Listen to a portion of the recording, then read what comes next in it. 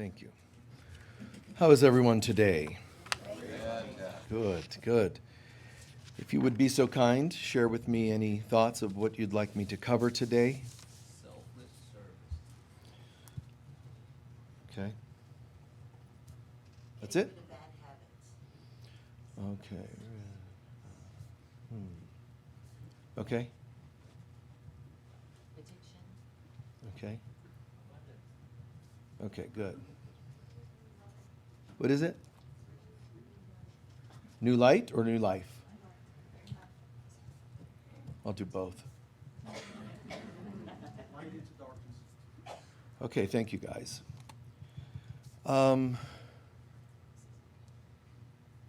Say that one again about darkness. Light into darkness. Light. Bringing light into. Bringing light into Okay, I was thinking you want to turn light into darkness? Okay.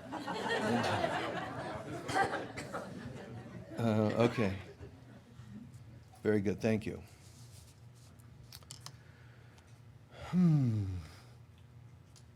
For the folks online, some of the requests are related to dealing with challenges, ongoing challenges, addiction and bad habits and so on. Other topics, abundance and service and dealing with light. You know, this immediately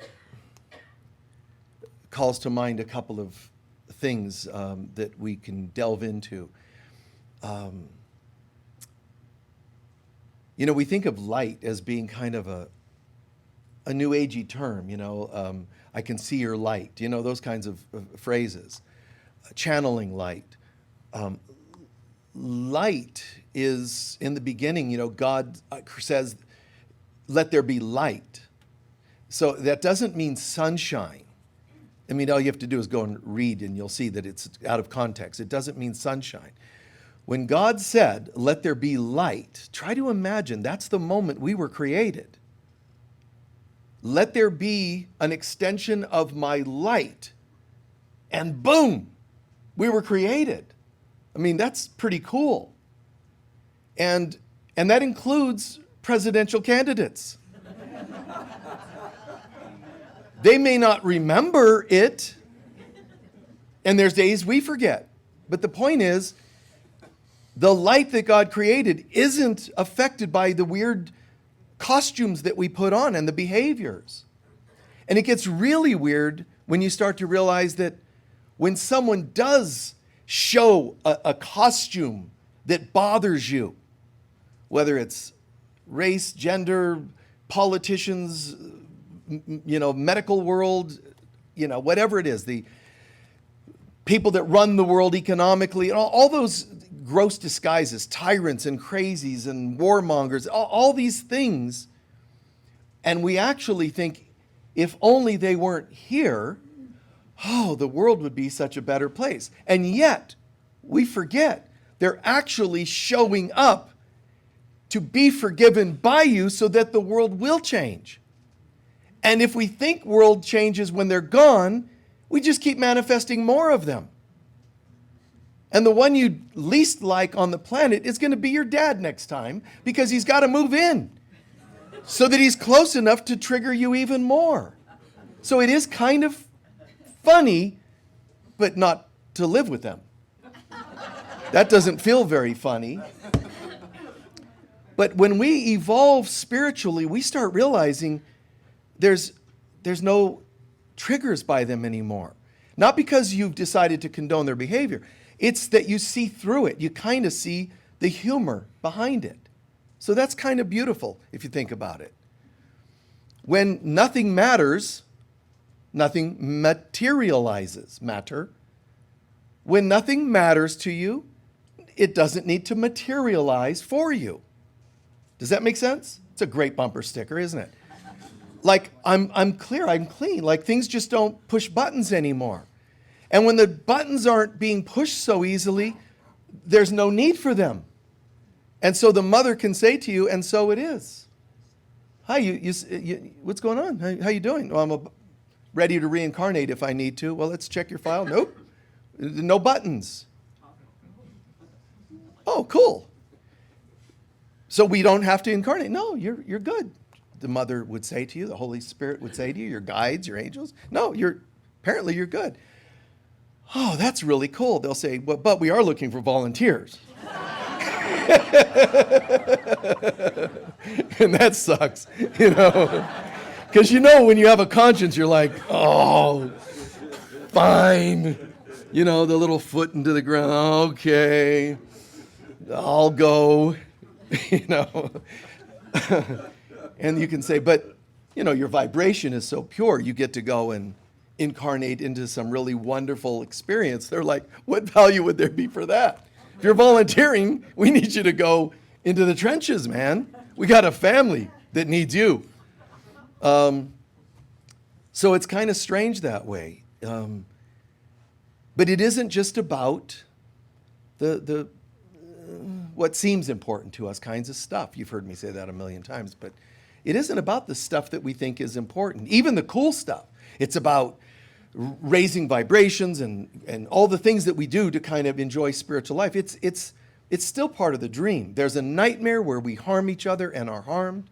There's a happier dream where we're starting to live more spiritual. We're sound healing and past life regression. We do all this because it's part of a happier way of being on earth. But it's still part of the dream. There is another level where all the dreaming is gone and we're just in the knowing of God. And the name of that, my name goes from Michael to John and whatever other names we use along our lifetimes, Sally and Sue and whatever. But that's, the nightmare when it's not going so well under those names. And then it's going better and, you still carry names. There's a point where your name is Christ. When you're completely remembering what identities, why do I need to be Jim or Sally? I now remember I am. And that's that beautiful concept of merging into God consciousness again, oneness with God. And if you're thinking that means now you can travel more quickly from planet to planet, you still don't understand. That's still part of the happy dream. In God, there's no things. It's a state of consciousness. And that's why human beings sometimes go, well, I don't know if I ever want to become one with God. It just sounds boring. Because we're just going to what? Be? Well, yeah, if the concept of being seems boring, then you really don't understand it yet, which is fine. You just keep coming to earth and seeing what it's like to not be. And eventually the pain tolerance is reached and you say, oh, okay, I'm ready. Let me just be. Because being one with all that is love and bliss and joy and oneness, when Buddha's asked what is heaven like, he just goes like this. Like if as soon as I describe it, we're missing something. Then it's an it, So that was a very wise response. Now Jesus is like, okay, they didn't get Buddha's. So let me just try to bridge a little. Heaven is kind of like the Ponderosa, where little Joe, and Hoss, and they get along, and they always have everybody gets along. And then people are like, is he saying that I'm little Joe, or am I Hoss? Or am I the brother that disappeared halfway through the seasons, and nobody ever knew what ever happened to him? And it's because the actor wanted a raise, and they wouldn't give it to him, so he quit. So which one am I? And they start thinking, and that's what the apostles did too. Heaven is like a kingdom. Oh, really? Do I get to have the first turret? Do I get which? Am I at the right hand of the Father? And Jesus is like, Jesus, His name was actually Ralph. It's just that he was always saying Jesus, that they nicknamed him Jesus. Anyway,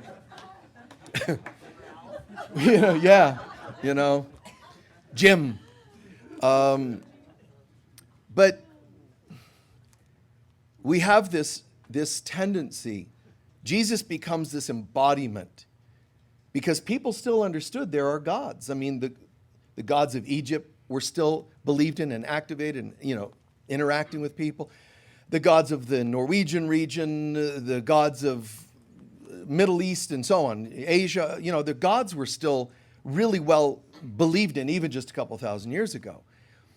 And I'm not saying they're not existent. I'm saying that's another story. But people believed in gods, interacting with gods. And once in a while, kings and queens, they would try to become the embodiment of a god, so that they were really, when they were really, really good or powerful, they could be seen as gods, and all of a sudden historians can say, well, whether there was a god or not called Odin, they don't believe in that, which they're mistaken, but they will say there was a king who took on the name, like there was an individual called Ra, or it's pronounced Re, but Ra, the sun god of Egypt. But there's a person that had that name, but there's also an archetype god known as Re or Ra. So kings can take on that name. Well, Jesus took on something. He said, you know what? I'm not going to be the embodiment of any god or goddess, any archetype in the universe that floats around in higher dimensions and all that. I'm going to become the embodiment of Christ. I'm going all the way to the oneness with God. So, and that's why some people will say Jesus was God versus the Son of God, even though he's calling himself the Son of God. They confuse it, and it's understandable because he really is also God, because he's the embodiment of. But so are we all supposed to be. We just don't act like it. God's on a holiday, So we kind of put pause on that and then just kind of started becoming Jim and Sally and whomever. The truth is, we can never completely forget who we are, but we can fight it. And that's where a lot of our inner anxieties come from, because we know that we're better than this. We know that we could forgive. But then when somebody really pushes your buttons, you're now conflicted because you want to forgive, but part of you is like, but no, I'm frustrated about this person. That causes us anxieties and diseases and so on. So our diseases aren't as much coming from people as much as our own inner turmoils, our challenges.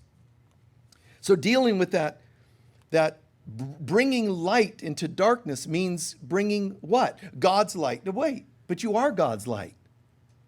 So when you hear about forgiveness, when you hear about bringing light into darkness, it actually means bringing your real self into a situation.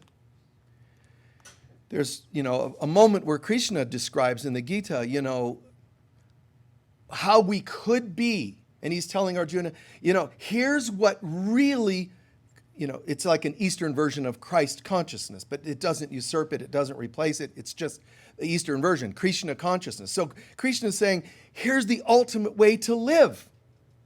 And it's kind of hilarious because he outlines what living the Christ life would look like. And Arjuna's like, okay, taking notes. And then Krishna goes, never mind. Just do the best you can. And it's kind of a funny thing that he's, that's going to just put too much pressure on you. Let's just dumb it down. My words for that, I'm saying. But he's like saying, let's just dumb it down and keep it simpler. Every time you fight the good fight, you're already a victor. You just keep doing the next right thing. So he gives them like a simplified version of it all. So Jesus gives the Beatitudes. Do this and be this and, don't worry when people pick on you. And he's giving you here are the Beatitudes, which means to be this attitude. Here's the attitudes that children of God would have on a day-to-day basis. Thank you, Jesus. Sermon of the Mount's over. And you just know that he's like thinking about this, going,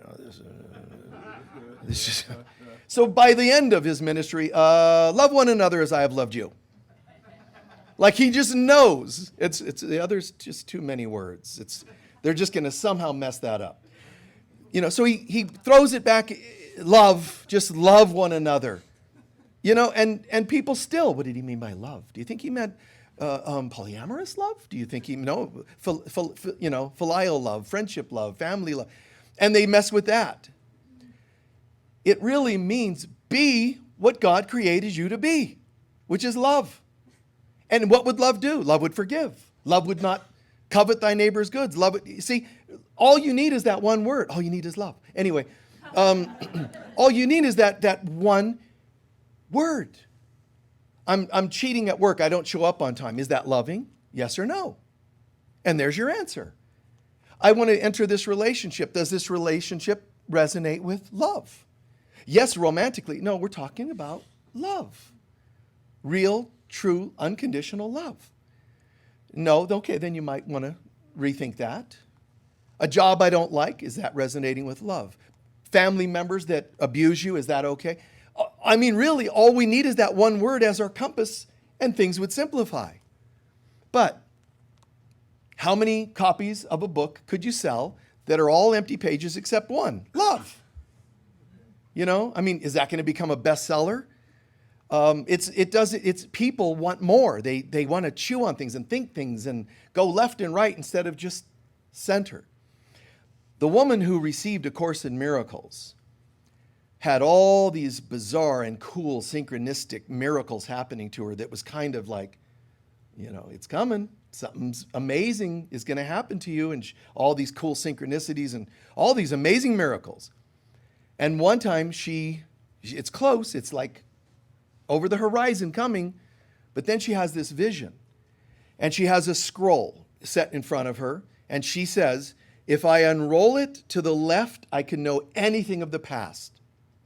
That's the gift of Edgar Cayce. If I unroll it to the right, I will know anything about the future, the gift of Nostradamus. She said, but I decided not to unroll it left or right. Right in the middle, the words God is. And I said, that's enough. And then she heard a voice say, congratulations, you passed this time. Think about that. God is. That could be my mantra, my meditation. If I want to abuse you or argue with you, wait, why do I need to argue? God is. But humans, let me do some unrolling to the left and right. You know, God is not enough. They finish the sentence, God is, and they fill in not enough. So I need to know why I'm annoyed by you, and I need to know what the future holds with you. But that's human. That's okay. But she needed to just let go, and God is enough. God is all that really matters, and so on. So that's what we need to be, you know, to become our mantra. The idea that even Jesus, who attains Christ consciousness, look at the patterns, please. Be objective for a moment here on this. Look at the patterns of how people try to humanize Jesus. I mean, I'm surprised there hasn't been a movie that hasn't featured him with his feet up, a beer and a cigar. I mean, they try to just make him so humanized. He was intimate with Mary Magdalene. He you know, Judas was misunderstood. Jesus didn't really walk on water. I'm not making these things up. People have best-selling books telling you these things. Jesus didn't really walk on water. It was low tide. That's one of the weirdest things I've ever heard. They actually tell you it was low tide. These are fishermen. You didn't think they would have noticed? And, you know, Jesus, there was a big storm, but it was low tide, so Jesus could walk out to the boat. I mean, guys, this is all about humanizing Jesus, but there's a reason. Because you want to humanize Christ, which is your real self. So you want to take Jesus down so you don't have to go up. This is a plot by the ego. Tear Jesus down. Make him as human as possible. Even the apostles didn't completely understand him in their lifetime. We went into the temple and Jesus overturned the tables. He was very angry at them. And then he says in A Course in Miracles, how could I be Christ and be angry? So what he's saying is that's a projection of the apostles. Why? Because the apostles are going, well, for me to do that, I would have to be angry. So they assume he was angry. Do you see what I'm saying with that?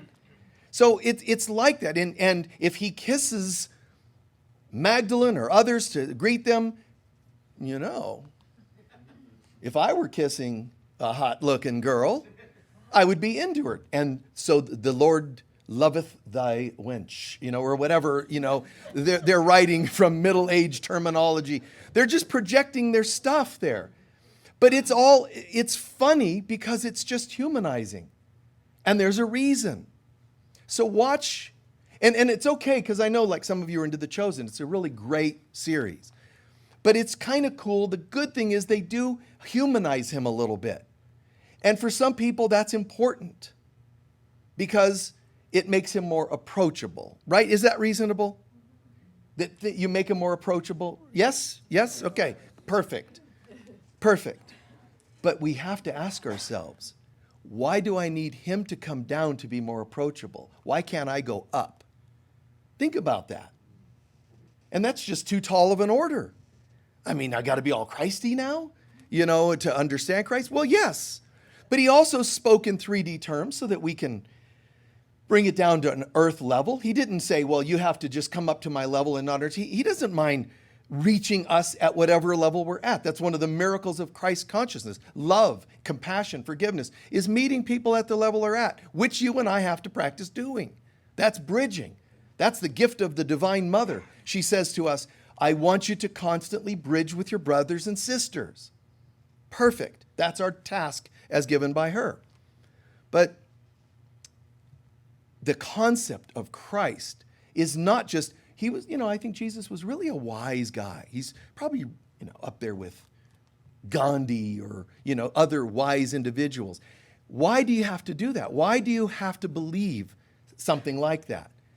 Why can't you believe that it's equivalent to God consciousness? Not just a wise individual, not smart, not high IQ, not well-learned. We're talking God. A being that is above all light beings, above all light workers, a being that the ascended masters call the master of masters, the one with the keys to the universe. Why do we have to believe that's not so? Do you know the apostles, their main trouble after Jesus ascends, their main challenge was not about healing and casting out demons. Their number one issue that kept recurring was that the people that were converted into, we believe in Jesus as the Messiah, started dropping into doubts because of people planting doubts in their minds. Well, I think some of those stories were exaggerated. Maybe this, maybe. I mean, there's people that have written books that explain that Jesus didn't really get crucified. They just found a look-alike. They found a look-alike.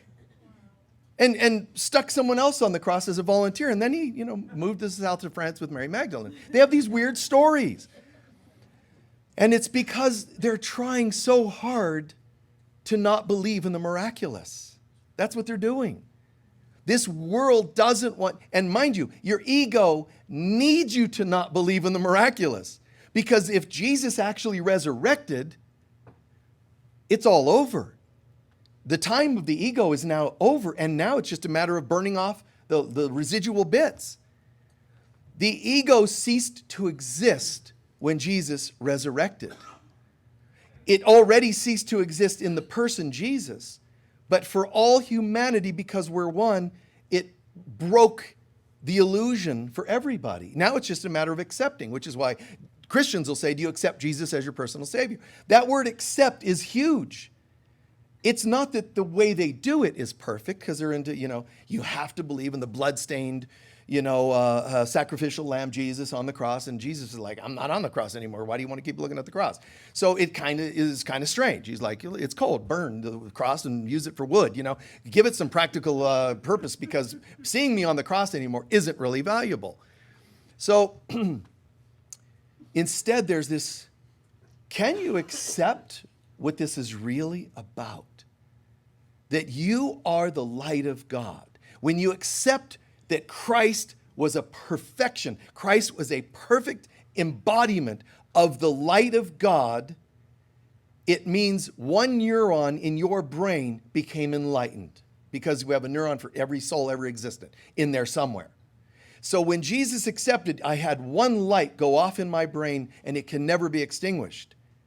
The only thing I get to choose, I can't snuff it out. What I can do is choose when I want that light to warm the other cells around it. And then let that warm other cells, allowing the Christ in me to expand and expand until my mind is completely filled with the light of God. This isn't about just using more power of your brain. There's some people that are into that. It's a plot. Aliens kept us from using our whole brain. Your brain is not your savior.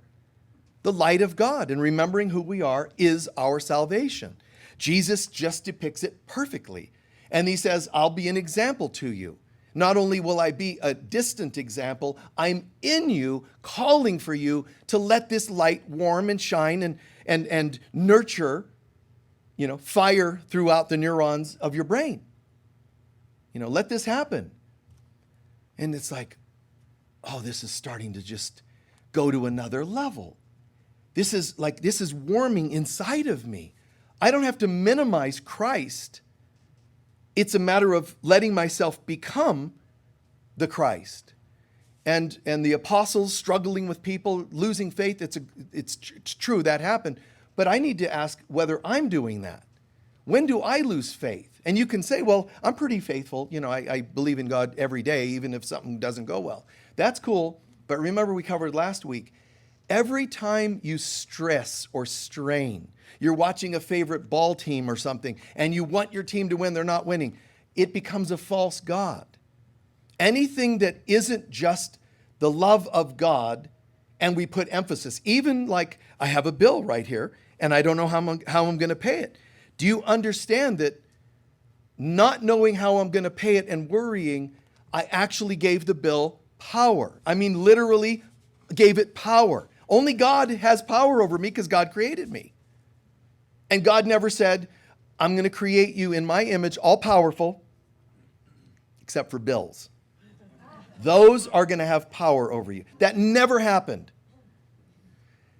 You can wander the garden and you do what you want to do. You just live in love. So we're created to be able to achieve, to do anything. Even in the earth plane, we could have lived a Edenic kind of life. But our judgments, our unhealed wounds, they just keep haunting us, and then we believe in them. They happen, they occur in our mind like a memory of a wound, but then we inflate it with power. So this concept, if we really want to get down to it, it's not just you becoming a nicer person. You might think, I'm on the spiritual path now, and my goal is to know some more yoga asanas. I know I'm going to be really good once I do that. If I lose 10 pounds, it's perfect. Once I have children, once I'm married, there's all these little strange little goals. And none of them matter. None of them are really important. I know they might feel that way, and I don't mean to diss anybody. I'm saying the only real important thing is to remember who we are. Who is that? Christ. Okay, well, you had me for a minute. Remembering who we are sounds attainable. Christ? Like that's way out there. It's a day at a time, man. It's called living the Christ life. Now, I better, as a caveat, better say, it's not easy. So you're better off just working from nightmare life to happy dream for now. If that's all you think you can do, comfort-wise. What happens for me is knowing that there's something else, I kind of go, well, I can't just go from nightmare to happy dream, knowing that there's this Christ thing. I'm like, I got to go for that. But I got to tell you, it's not easy. Even actors that play Christ. Have you ever looked into this? I mean, of course, there are simpler, low-budget movies that people played Jesus and, it was so-so. Like we once had Max von Sydow, Norwegian gentleman, play Jesus. And it was kind of funny because if you listen, blessed are the meek, for they shall inherit the earth. You can actually hear his accent. So I can't say that that's the highest budget, like the biggest example of somebody playing Jesus, but it was kind of funny. Blessed are the meek. And I'm like, wait, what? You can hear it.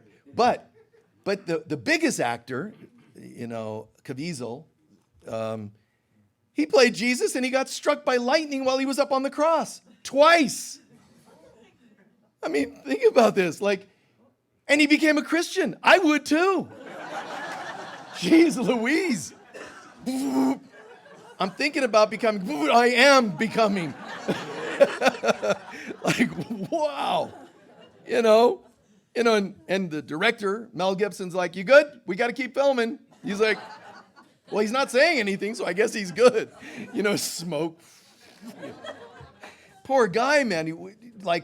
Heavy stuff. But why? Because he took it seriously. There's a guy playing Jesus in The Chosen. He's aged beyond the normal number of years already. He struggles with depression now. because of the heaviness of playing that role. He describes, he says, what's come from this, the thing that comes to mind first when people ask is, I'm constantly fatigued. You know, and that's sad, but I get it. It's not just because of filming schedules. The idea of you and I being like Christ is tiring, but not to my Christ self. It's tiring to my ego.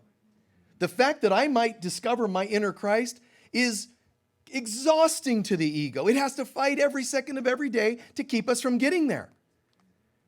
So it works and works and works to keep that from happening, which is why the apostles are saying, no sooner do we have a town that's everybody's in a state of love and miracle working. We leave and somebody shows up in a town and says, come on, guys, get over that. You know, the intellectual who says it's in your head, you're making it up, it's just mass hallucination, none of this ever happened. And they go, really? I thought it was real, and they start believing it. Like a sick virus that infects the minds of all those people that believed. Now, it's not good that somebody tries to tempt us to not believe in what we once believed. It's not very cool of them. But we're the ones who have to have an immunity to that. You know, if somebody came up to me and I talked for hours to explain why this is an illusion, there's no God, there's no room in my mind to at all believe it. They could say, but what about rape and war and suffering? I already know that that's us, not God. So there's no room in me. There's a point when you're struggling, because you asked about addiction, there's a point where you're struggling with addiction where it's still an enemy and you have to fight it. But there's also a point where it's not an option anymore. You know what I mean? You're not like, you know, really biting your nails through the addiction. It's no longer there. And that's another level, isn't it? It's beautiful. But there are times when you're first struggling and anything could maybe pull you away. And that's the same with beliefs, with consciousness. But you're the one in recovery from earth program. You'd think it needs more than 12 steps. But, you know, the 12 steps from earth program. And it does work you, but are you just shortly in recovery? You could be 20 years into recovery from earth and still be susceptible constantly to doubt and fear. But there's another option, which is, you know what? I think I'm ready just to completely accept this as my truth. You could say that that has to be an organic growth process, but I have to say it's also a choice where you just say, that's it. Enough is enough. I never reached a line where I said, okay, today I'm really going to make the commitment. And nothing else ever made sense to me but God, love, priorities being straight. You know, that's just how I feel. And I'm not saying I'm better than anyone else, because you can feel that and still be susceptible to challenges and life's lessons and so on. But it's nice to just say, you know, I'm done with the bipolar spirituality. I believe, I don't believe. I believe, I don't believe. I just feel like I'm good. I feel connected, and now my life might still have challenges, but it's more like up and a drop like this, not like this. It's not based on convenience or what I want to get from this world or what I want from people. That's all, you know, once you see this clearly enough, it's just, there's no messing around. You know, there's no conditions put on it. You just feel really, really plugged in. So these people, if actors trying to portray Christ can have that level of like breakdown, psychological weight and challenge, isn't that a strange metaphor for us trying to live the Christ life? I mean, it's easy to say it. Oh, I believe in this or I so on. It's easy to say it, but that doesn't mean that when your family members show up, you know what to do about it. You know, how do you deal with that? I mean, I have kind of, you know, longish hair and, you know, and people, oh, you know, you look like Jesus. No, I don't. I mean, because I have long brown hair and this. So what's that got to do with anything? So people sometimes think I look like this to try to be all Jesus-y. You know, it's nothing to do with anything. I just, you know, to me, cutting my hair is annoying. It just, I'm not going to go to a barber and, try a little red on top. Those of you who watch my Zoom program, when I see myself on the screen, I go, oh, it's time. I take scissors out of the drawer, I grab a fistful and cut, and now I have a haircut. That's my big expenditure for cutting my hair. I mean, it's not this thing about Jesus on purpose looking. It's just, I'm lazy. Kind of. So it's kind of like that. But living the Christ life can be heavy. It can be a really heavy thing. What if you're you haven't dated in a while and you're feeling a call for that? I'm telling you that you no longer just go, which person should I date? It does start to become kind of, I want to date, but this person doesn't feel like a Christy experience. You go to a restaurant, well, my favorite food doesn't feel Christy. Well, that's you deciding that. But I'm just telling you, when you have Christ as your conscience, nothing shines to it. Nothing lives up to it. So you get the temptation to go, I don't know what to do at all, because nothing resonates to that. And Jesus himself is telling you, how could it? How could you take density and bring it to heaven and weigh it out? It doesn't make it. It's like a comet coming to Earth or an asteroid. It breaks up. As soon as you try to bring density into the light of God, it doesn't reach the light. It dissipates before it gets there. So here's the datum about, no date. Okay, I guess no dating for me. Oh, here's my diet. Oh, it's gone. I mean, how do you expect anything to live up to Christ consciousness? And that's frustrating too. I mean, I have those moments where I'm like, what's the point? Okay, let's try and do some normal things. I think I'll watch a movie. No, this doesn't resonate with me, Christy. No, shut it off. Mysteries and dramas and killers and thrashers and gross beings, whatever. I'm like, it just doesn't do it for me. But then that's the same description of dating for some people. So now we're doing nothing. Oh, now we're back to being monks and nuns. We've already done that. And that doesn't feel very Christy either. Sitting around shaming. Don't dance. Don't let anybody see your pelvis move when you dance. That's your dancer. It's the only one allowed. Nice and rigid. And so what are we going to do, guys? And Jesus is saying, you're still trying to determine what is Christy. So your ego has infiltrated even that to decide what's Christy. Well, now I don't know what to do. To try to be Christy is wrong. And now, and not being Christy doesn't feel right either, of course. And so Jesus has a solution. Whatever you do, bring the light of God into it and let it become whatever it becomes.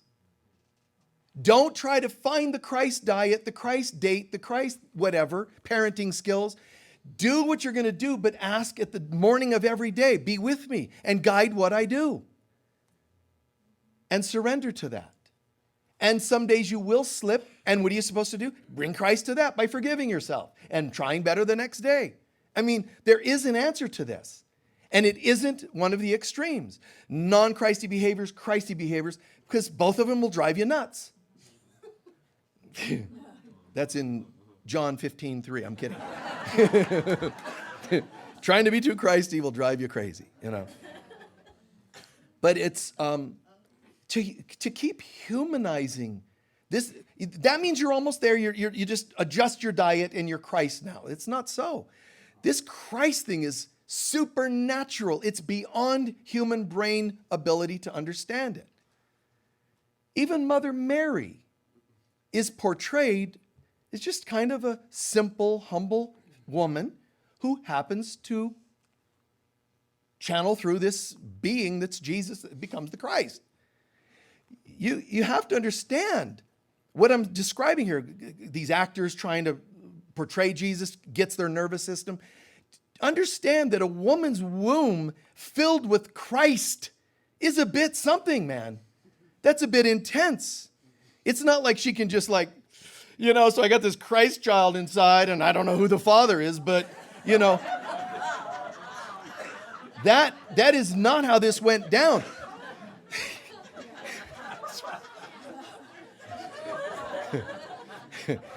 That's not how this went down. You understand, this woman had to be devoted to holding the Christ frequency. How?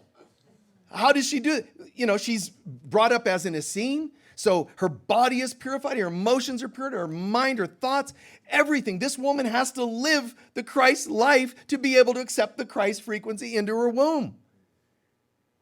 And yet the movies don't know how to portray her. If the movies portrayed her correctly, I remember Edgar Cayce said, Mother Mary went through initiations that today would be called child abuse because of the strict regimen she had to live under. And that was his day 100 years ago. God knows what it would be called today. But these are people who have chosen to live the Christ life, but not saying we're the model that you have to live like this. This is the tricky part. The law of Moses was telling you how to be and not be. For the people at the time, that was what they could manifest. Jesus didn't say, well, now I'm here and I'm the new laws of Moses. You have to be like me. That's not what he said. You have to love like me. So it's kind of like saying, and the Course in Miracles tells you this too, and a lot of people don't realize it. The 10 Commandments that we thought they were laws to live up to, they were actually laws to show you would be like if you were Christed. And you're not, so you're going to fall to some of them. Jesus manifests and he shows you what it looks like to be Christed, but you're not going to be able to live up to it. Course in Miracles says, here's all these workbook lessons and all this text, thousands, of pages and words and so on. But it says in there that people don't catch, you're not going to be able to embody this course. The whole point of the course is to tell you, here's what you're not going to be able to do, so forgive yourself for not being able to do it. What a weird, I did go through thousands of pages just to get that? Yes. Because it is extinguishing your ego while we're going. It is helping you reach new levels of consciousness. It is. But you don't understand the new levels of consciousness by following the Torah, Course in Miracles, Jesus, if you don't know how to forgive yourself when you slip. Otherwise, it's all behavior modification. I'm going to behave perfectly. But you can't. You're in a dense body. Well, yeah, but I'm not killing or stealing. No, wait. Let me drop a weight on your foot. And as soon as you scream, it means you thought you were just a human being that could feel pain. But you're not. You're a divine being that has no body. Boom. Ah, sinner. How well did that go? You see? So it's all about lighten up. Lighten up. The concept of trying to be is allowing ourselves to be, not trying. It isn't the efforting, it's the lighten up, forgive. Well, if somebody would, and it's not. It's letting go of all that stuff. I love you no matter what you appear to be. Because as soon as I judge you by your appearance, I'm actually saying you're a dense, fallen human being. And the only way I can see a dense, fallen human being is if I'm one. Because I have to see with my dense eyes, my dense mind. You see? That ability, I can see your density, means I'm dense. So we're both up creek. That's why forgiveness entails that when I'm forgiving you, I'm also lifting veils off my eyes. My forgiveness of others, and I don't just mean people.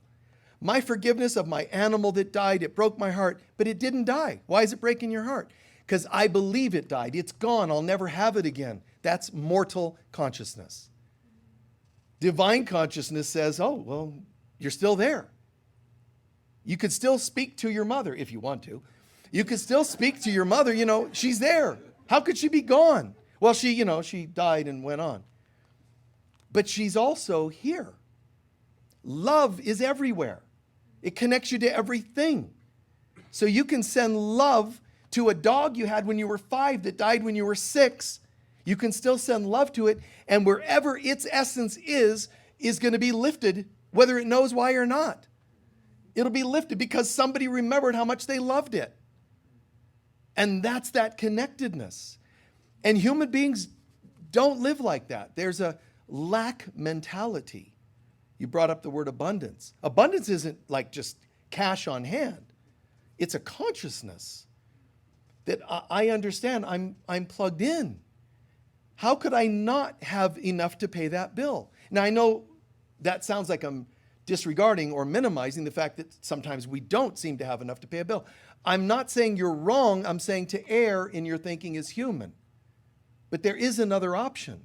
So have the bill, and if you say, well, I don't have the money, which means I don't really have the consciousness, so I failed my Christ test today. No. Instead, look at the bill. Look at it and say, isn't this funny? I've got a piece of paper that's this thin, and it's determining whether I'm a Christ being or not. This illusionary piece of paper, how do I know that? Because I'm worried. How can the child of God worry? All we have to say is, let there be light. All we have to do, speak the words. Use our Christ throat center, our Christ, I am the Word of God. Command these things, but you have to believe.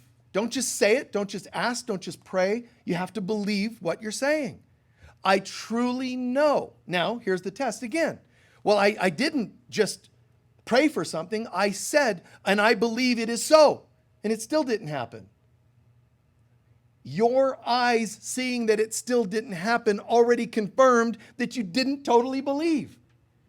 That's how exact miracles are.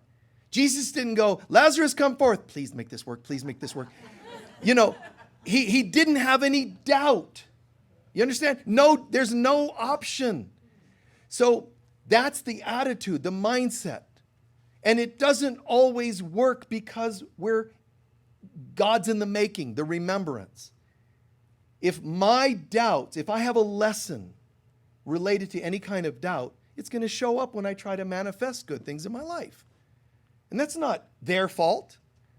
It would have manifested, but you're an image of me. You're a reflection of me. So when those things don't materialize right away, the miracles, just see them for what they are. These are my tests being reflected back to me. Back to this concept, though, of what we really are. There's no words I could say that can completely download that knowingness. Know that actors try to even play a role of Jesus, and it can break them down. That Mary had to become purified to carry the Christ frequency as a body, just as Jesus, not even completely Christed yet. So think about what it means to you in your remembrance of who you are. You know, the earth cried the day Jesus died. The earth cried. There were these sounds of moaning. There was rain, the tears of the universal mother saying, I cry because him dying shows me how much pain my children are in. That you took my son that did nothing and you murdered him so viciously. The earth cried. The earth moaned. It shook. It quaked. Pilate says something happened when this man died. He had to have been a god because they believed in gods and goddesses. They didn't understand he wasn't just a lowercase god. But the Romans believed in God. So even Pilate went, this has to have been one of the gods that we talked to. I mean, they believed and interacted with gods in those days more so than today. It must have been one of those. They didn't understand, no, he is the embodiment of Christ, God. Capital G. And that's a whole new level. But that the earth would mourn because the earth mother is a reflection of the universal mother that's a reflection of the divine mother and his human mother too. All the mother down in all these levels, they were all crying. But don't misunderstand and think that it means that they cried just because he died. It's that the mother sees her children in such a hateful state that you would murder him like this. She's crying for us. The universal mother knows he's Christ and can't be killed.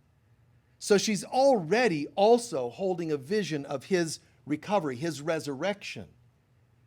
So when the earth cried, it was also, and we cry, when we see scenes like that. But we cry because we also know that was vicious and hurtful and scary and all that human stuff. But we also cry because we miss God.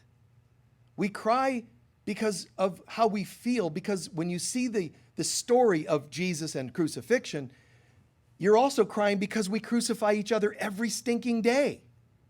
Every judgment is a crucifixion.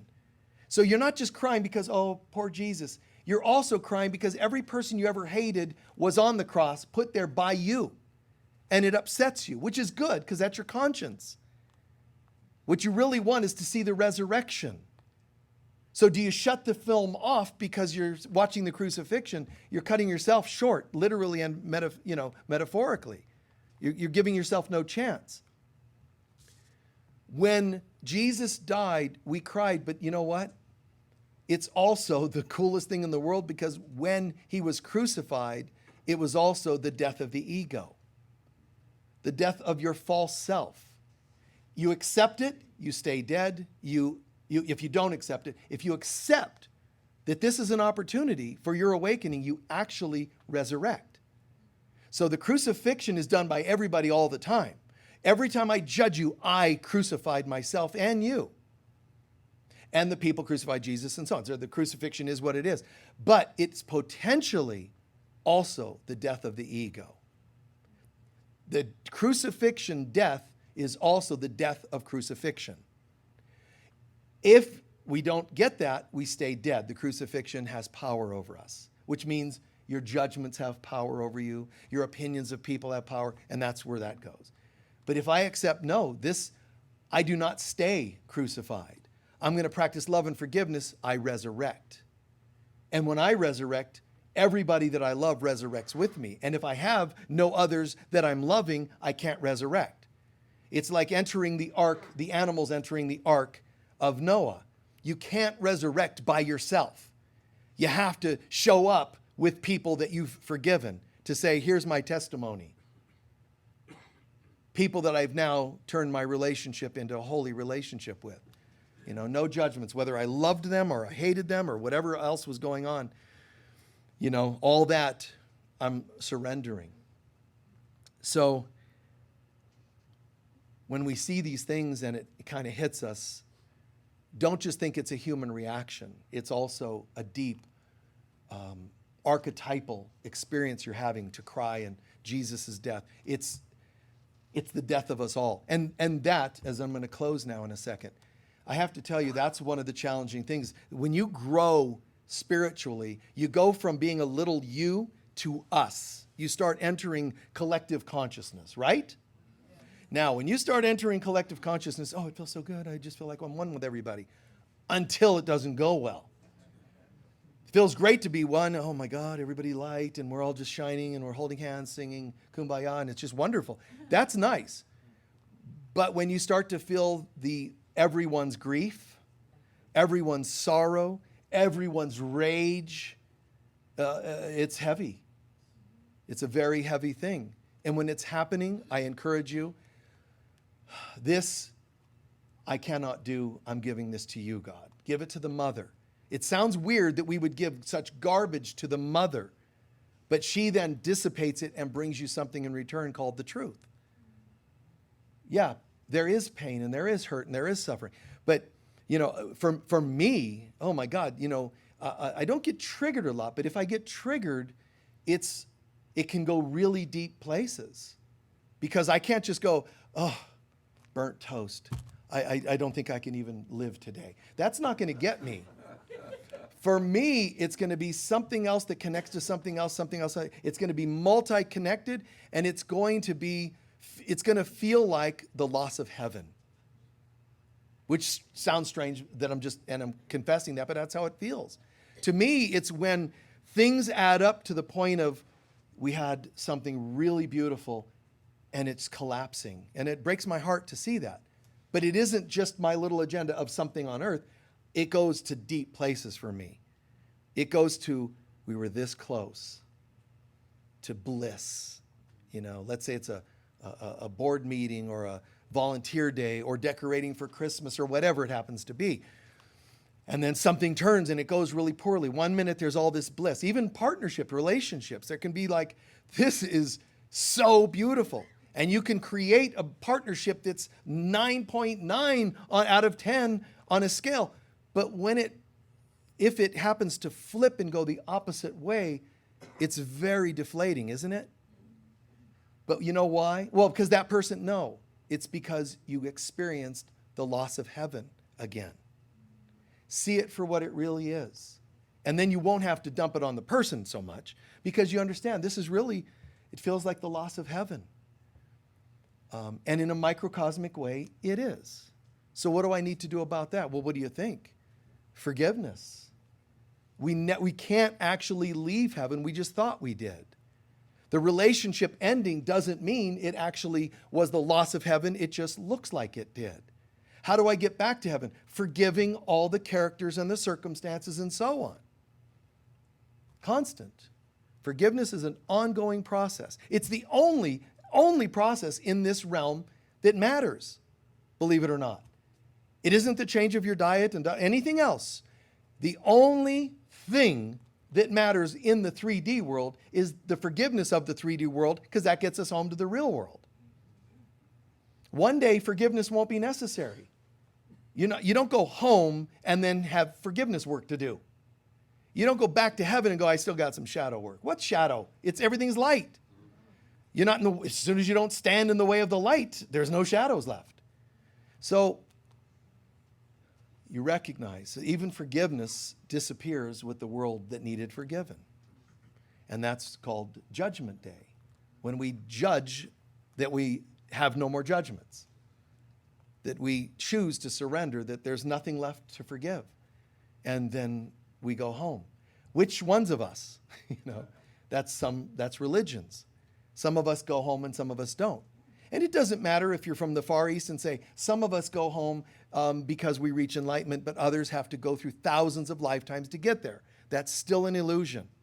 Or the Western world that says, if you find favor with the Lord, you might make it. Either one of those, you see, it's not here, now, home. All of us. None of those say that. It's always time. It's always only some of us. It's all about fragmentation. Why? Because we're fragmented, so we project that onto God. All of us, every being, ever having existed, is going home together. That you can't have half of us go home. God, the Lord thy God, is one. So all of us join in oneness. All of us go home. Time, when, how, we get to choose how long it takes, and we choose whether it's the easy way or the hard way. Forgiveness makes it the easy way. Please take a few centering breaths.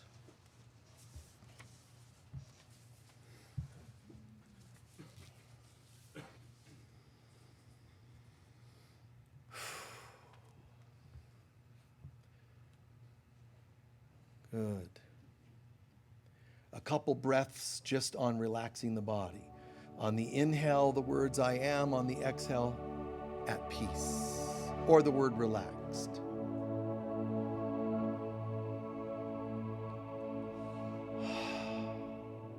Let that happen viscerally. Let yourself relax.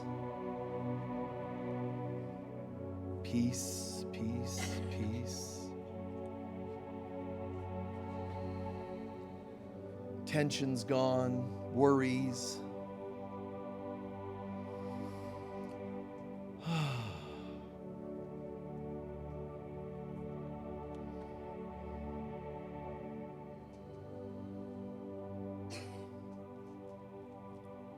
Good. The next minute, just soaking in, what did you hear today that made sense to you? As we always say here, just breathe it in and let it be yours. I now understand forgiveness. Don't hear in your head, Michael said. The Course said, this person said. No. Just, it's true or it isn't for you. And if it isn't, let it go. If it is, soak it in and own that new level of consciousness, that new insight. The concept of go out, preach the gospel, and heal the sick doesn't mean as literally as people might think. like memorize the gospel and go preach it. As soon as you heard something you like, such as forgiveness is possible and it's the only way home, for example, share it, teach it, live it. And that's preaching the gospel. Being an example of these things. So we're not in a room to hear things that go in one ear and out another. That's not the intention we set at this center. We're all in training to become greater light workers for God and for humanity. Even if you don't know what that means or you doubt and you don't want to take it so seriously, we'll call it, you can brush it off as nothing. But imagine if I take this as truth and I keep learning to do this out of every book or movie or talk, I'm transforming with everything I experience. I'm becoming enlightened in the sense that I'm becoming the light. Doesn't matter if I'm a teacher. No, it's I know these things now.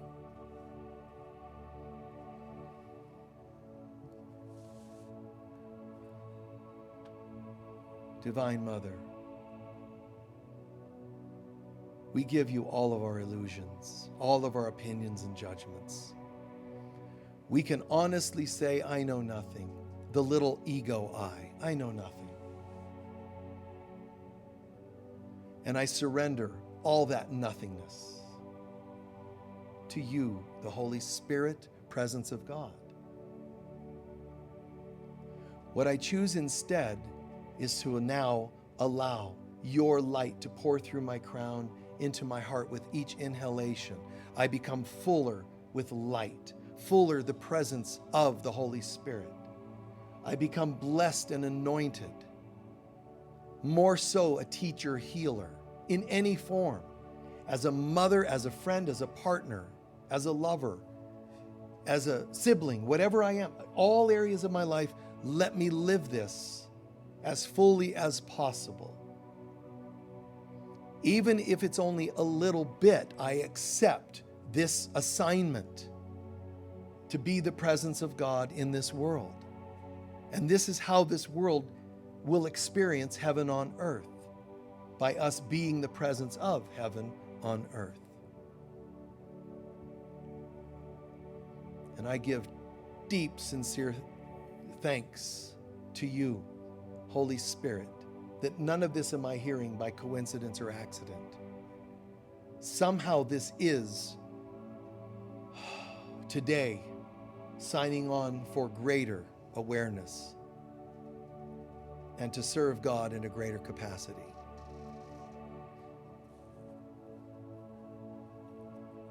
And so it is. Just gradually stretch out and take your time, open your eyes and all.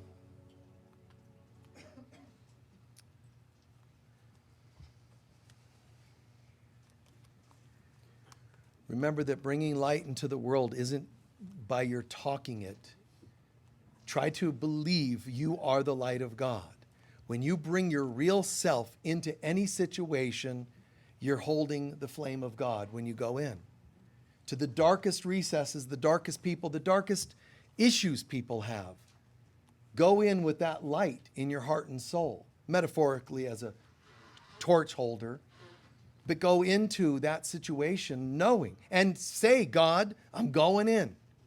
Be with me while I enter this situation. Don't try to be going in on your own, thinking I've got it covered. That's when it'll hit you the hardest. But thank you. I pray that made good sense and that we've covered most of the questions you've asked about. We're going to do a couple announcements to take up our collection and do our closing prayer. So the ushers are getting prepared for the donations. The folks in the room and online, please be as generous as you can be. This is how we keep the bills paid and go on from month to month. So we appreciate your help. Being as generous as you can be, you're putting your donations in the purple bags. The baskets are for any extra donations you might be able to afford. Change out of the bottom of your purse, or, whatever it happens to be, your generous tithes, donations, checks in the basket. That we use for people of lesser means or sometimes for special projects. All right? One of our goals this month, I think it is we covered the new roof, which is fantastic. So thank you for your generosity on that. Our goal this month is we're going to have all the chairs and carpet and everything cleaned so that we can mess it up during the muddy holidays and winter. No, but yeah, we want to keep that clean and fresh for everybody. So thank you so much. There's a prayer on your bulletins, on the front of these papers. It's in front of your seat, but also online they have it posted. It's our prosperity blessing. Together, please. Divine love flowing through me blesses and multiplies all that I am, all that I have, all that I give, and all that I receive. And so it is. Thank you. Did anybody want to share anything before we go? What you learned, what you heard that made the most sense? Yes? When things don't matter, they will stop appearing to them. That's a great one. When you learn to let things not matter, they won't need to materialize in your life. I mean, that's just, God, that's brilliant. Yes? Come from the heart and make everything an offering to God. Yes. Yeah, come from the heart. I mean, that's the first part of what he said. Just recognizing that the birth of the Christ happens right in here. That's why words like sacred heart, immaculate heart, why does that term heart show up so much in the teachings related to Christ consciousness? Because let your heart not be troubled. We keep seeing that in the teachings of Christ. This is where the Christ is birthed. Then you experience it, I'm talking chakras as a metaphor, you experience in your intellect, your emotions, and your physical life. It's born here. You don't birth it into your diet. You birth it in your heart and let it reflect in your diet or whatever else you do. Yes? Tell you more about the white light experience? Meaning, oh, you've had that, the flash of white light, like in... Some years ago, and I still don't have the answer as to why not. Have any of you ever had, in meditation or whatever else, a flashing of white light? Several. Okay, so where that comes from, when we emerged from God, we came down a step and began to live in what's called, from the heaven, here, upper three chakras, we descended and started living in a place called Eden, which is half the material world, like an etheric realm. We lived in Eden. In Eden, we lived and could live a life as long as we did not eat from the tree of judgment, we could be at peace and live a great life. But we ate from the tree of judgment and we fell to the lower three centers. Okay, when we fell, the Bible tells us, and Book of Enoch and some lost books of the Bible, when we fell from the garden, it says, man was cast. Now, it's not like God actually, or Archangel Michael actually went into the garden and said, get ye but out of here. You weren't actually cast out of heaven. Here's how it works. Are you the consciousness of Eden? No, because we started judging. Oh, well then we have another place for you. Like parting gifts on Let's Make a Deal. You know? Well, did you choose forgiveness? No. Well, we have some beautiful parting gifts. Hell, you know, life on earth incarnating and having to work on forgiveness. That's what happened. So when we were cast, it's called, out of Eden, some of these writings tell us that an angel was put at the gates with a blinding sword of light to keep people from being able to enter the garden. It's a metaphor, but still. So when you see that flash white of light, or a steady thing of light, but the flash of white light, you're actually seeing the angel's sword at the gates of Eden.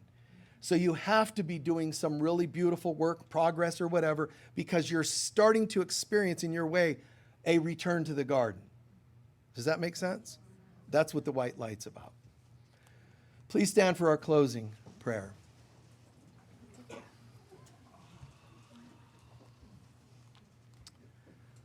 Butimus, thank you so much for being with us. It's okay if you slip, even if you do so before you leave the room. Somebody ticks you off. They step on your foot. You know what? To forgive is divine. Just keep doing your work. Go to the grocery store, something happens, forgive. On the road, something happens, even the roundabouts of Sedona. It's a good place to practice forgiveness, but don't stop to do it. Drive on and practice your forgiveness. So, go in peace.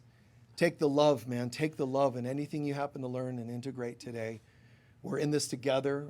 We're spiritual brothers and sisters, so we're very grateful, and we're also grateful that the level of teachings, the awakening of Christ within us is where we go and not just mundane topics.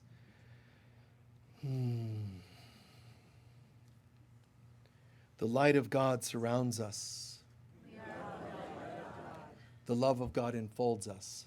We are the love of God. The power of God protects us. We are the power of God. And the presence of God watches over us. We are the presence of God. Wherever we go, God is, I am, we are, and so it is. Peace be with you all. Thank you. Thanks, Michael. You're welcome.